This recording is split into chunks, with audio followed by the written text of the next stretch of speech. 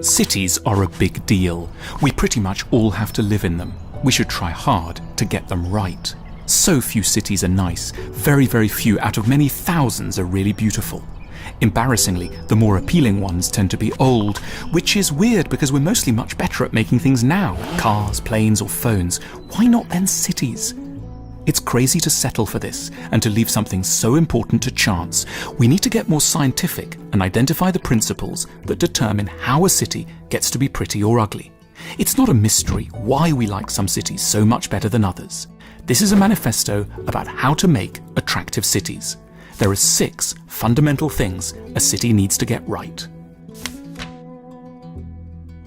One of the things we really love in cities is order. Order means balance, symmetry, and repetition. It means the same thing happening again and again, and the left side matching the right side.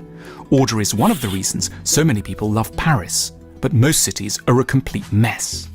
When it's a mess, it seems like no one's in charge, and that's worrying. It's horrible when everything is jumbled up, a pitched roof next to a flat roof, a stark geometrical box next to a muddled car park, high-rise towers that look as if they've been placed at random like teeth in a gaping mouth. We generally have an itch to straighten things out, and when we can't, it's frustrating. The same urge is there when we look at cities. Often, it's not skyscrapers we mind in the city, it's skyscrapers that have been dumped without planning, like they are increasingly in London, whereas New York or Chicago shows the ordered way that we love. However, you have to keep something else in mind. Excessive order can be just as much of a problem. Too much regularity can be soul-destroying. Too much order feels rigid and alien. It can be bleak, relentless, and harsh. So the ideal we're seeking is variety and order. This is the idea in a square in Telč in the Czech Republic, where every house is the same width and height, but within that ordered pattern, every house has been allowed freedom at the level of form and colour. Or in Java Island in Amsterdam, where the pattern is quite strict. Each house is the same height and width, the colour range is restricted, but within this grid, each unit is completely individual. We're perfectly in the middle between chaos and boringness here, and that's what humans adore. That's what more and more cities should have, order and variety. So as a general rule, too much mess and it's off-putting, but too much simple order and it's boring. What we crave is organised complexity, which you can see as much here as here. Now for the second thing that makes cities beautiful. They have to have visible life. There are streets that are dead and streets that are alive, and in general we crave the live ones. This is a live street in Hong Kong. This is a live scene in Venice. In the 18th century, the painter Canaletto specialised in pictures of cities everyone loved because they're full of life. There's always plenty going on. In this painting, we can see a stonemason's yard. The work sheds are rough, but they're charming. It's fascinating to see what people are up to. How do they load those huge blocks onto the gondolas? The life of the city is on display, and we're primed to love this. Contrast this with the dead streets of many modern cities. Today, the places where a lot of the work gets done look dull and dead. They're spaced out along huge highways, and you never go there unless you happen to work there yourself, because there's nothing to see. And most office buildings are brutally anonymous. The people inside might be working on all sorts of fascinating stuff, but we just don't know, and it's disorienting and cold. The street levels are dead. Contrast this with the streets we all love, where you can see things going on, a bakery, a cobbler's shop, a market selling carpets, a burger bar, a bookshop. These are streets we love because they're full of life. More and more in modern cities, we've hidden life away. We have lots of dead sheds and dead towers connected up by dead motorways where you can barely glimpse your fellow humans. Rather than the old alleyways where you can see people at work, look at them in the eye as they walk down the road and feel connected to others. Modern planners have become obsessed by hiding technology rather than trying to make it nice to look at. Today, we'd be outraged if we heard a huge pipeline was going to be slapped across a lovely river. We'd be up in arms, but we book trips to go and see the Roman Pont du Gard in southern France. That's because it's built for beauty and practicality. We think it's the pipe we hate. It's not, it's just the ugliness.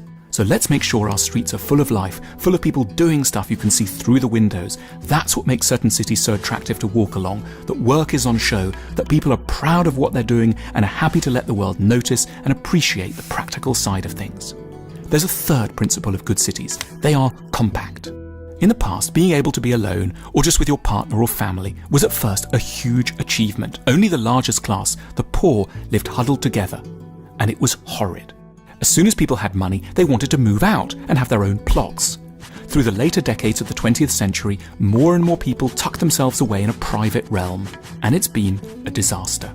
It's become deadly, cold, boring, and very, very wasteful on the environment. A compact city like Barcelona swallows a fraction of the energy of a sprawling one like Phoenix in Arizona. We've built a world of endless dead dormitory suburbs connected by sterile wide motorways, all because we labour under the false impression that we want to be far away from other people. But in fact, it's wonderful to have the balancing, moderating influence of living close to other people in uplifting surroundings. That's why we need tightly packed, well-ordered cities with lots of squares and public places in which we can hang out. All the most beautiful compact cities have squares, yet the art of the square has gone into terrible decline. We keep promoting the invention of mobile phones, but no one's built a good square anywhere on this planet for decades. It's not rocket science, though. Look at the Piazza Santa Maria in Trastevere, Rome. It's a public place, but intimate and enclosed enough to feel like an extension of your home. Lounging about here, having a coffee or a beer, reading a paper, you get to be around other people. Their moderating, cheering effect is restoring. It takes you away from the over-intense, couple-obsessed atmosphere of the home. There's an art to a good square. It should be neither too big nor too small. Anything over 30 metres in diameter starts to become too large, by which we mean the individual becomes overly small relative to the space around them, creating a sense of alienation and dislocation. In a good square, you should be able to see the face of a person across the square. You could, if need be, hail someone walking on the other side. The ideal square must offer a feeling of containment, but not claustrophobia. There's another principle of good cities to do with orientation and mystery. By definition, cities are huge, but the cities that a lot of people love also have lots of little back streets and small lanes where you can feel cozy and get a bit lost. We're drawn to the sense of mystery and enclosure that these streets offer. It's actually lovely to get a bit lost. A warren of alleyways can feel homely and intimate. At Cartagena in Colombia, the balconies nearly touch across the street. You can see your neighbours having breakfast. You know when they've gone to bed, what time the children do their homework on a Sunday evening. The fact that everyone's a little bit on display a lot of the time tends to make people nicer. They don't shout at each other quite so much. They put flowers on the table more often. We like it, but we forget that we do, and we don't quite know how to ask for it.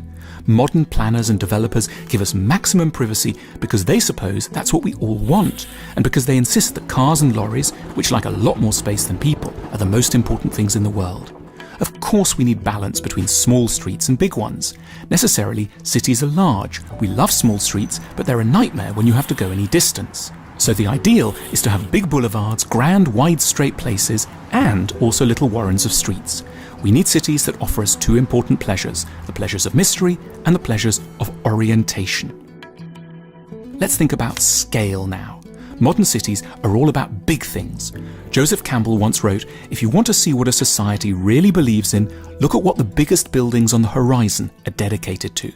The biggest, most prominent things tell us about the actual rather than the admitted priorities of a society. We don't collectively say we worship sports shoe corporations, tax specialists, the oil industry and pharmaceuticals. Our cities, however, tell another story. They're full of enormous towers devoted to just these things. That is a bit depressing. As humans, we don't mind things being big per se. We don't mind being humbled, so long as the things we're bowing to deserve homage, like a beautiful mosque or a cathedral or a museum. But we've allowed our cities to be hijacked by aggressive commercial interests, by towers that honour not God or love or humanity, but pizza corporations and hedge funds. They exist because we've made a big, dumb collective mistake. We focused on who owns land, but we don't think about who owns space, who has air rights. And in the end, who has air rights determines what you can see from your window. We suggest that the ideal height for any city block is 5 stories high, no more. Above that, people start to feel small, insignificant, trivial. So we say, cut down those towers and pack everything into 5 stories. Make it dense, compact and tight, like they do in some parts of Berlin, Amsterdam, London and Paris, the bits we love. Of course, occasionally there can be a huge building, but let's keep it for something really special, something all of humanity can love. Towers have to be worthy of their prominence. They must be aligned with our best ambitions and long-term needs. Finally, make it local. Some things should be the same everywhere. We don't expect there to be a uniquely Venezuelan telephone or a distinctively Icelandic bicycle. But we don't want buildings to look the same everywhere. It's hugely disappointing when you fly somewhere for hours, land, and feel you could be anywhere. The problem isn't just that we'd like a bit of variation for its own sake. Because of climate, history, and social traditions, each society really does have different needs, different strengths and weaknesses. There are many distinct styles of happiness, many good and varied ways of conducting collective life. The sameness of cities is a problem because it reveals how far each must be from engaging with a specific character of its own place. It's like wearing the same clothes in all climates, or speaking in exactly the same way, irrespective of who you're talking to. Cities need to have strong characters connected to the use of distinctive local materials and forms. The pale sandstone of Millbrae Crescent in Glasgow's south side is a local material, a medium-grained, carboniferous blonde sandstone formed when the Scottish landmass lay near the equator. Or around Cambridge, brick from the local yellowish Gault clay is a major traditional material. Or think of the way the great Australian architect Glenn Murcutt found ways to put up buildings that reflected the distinctive character of Australian life. So the law should be, don't make your city from buildings that could be just anywhere. Find a style of architecture that reflects what makes your location specific.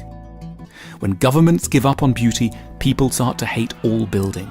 We become collectively despondent. We think we hate all building and that we can't create beautiful places. We get obsessed by restoration and opposed to anything new, which is wrong because we need places to live. Humanity hasn't put up a single beautiful city since about 1905. When Venice was built, no one regretted the lagoons that had been swallowed up. The goal of building should be to put up things that don't leave us regretting the nature that's been lost, because the architecture is every bit the equal of the designs of nature. We can create more beautiful cities, but we have to confront opportunistic developers and our own intellectual confusions. Governments can only create beauty if they have enough public backing. Political will is ultimately about what all of us, the electorate, are asking for. That's why we made this film and hope to awaken you to your power as citizens to help legislate for beautiful cities in the future. These are the 6 rules. Now it's time to fight to put them in action.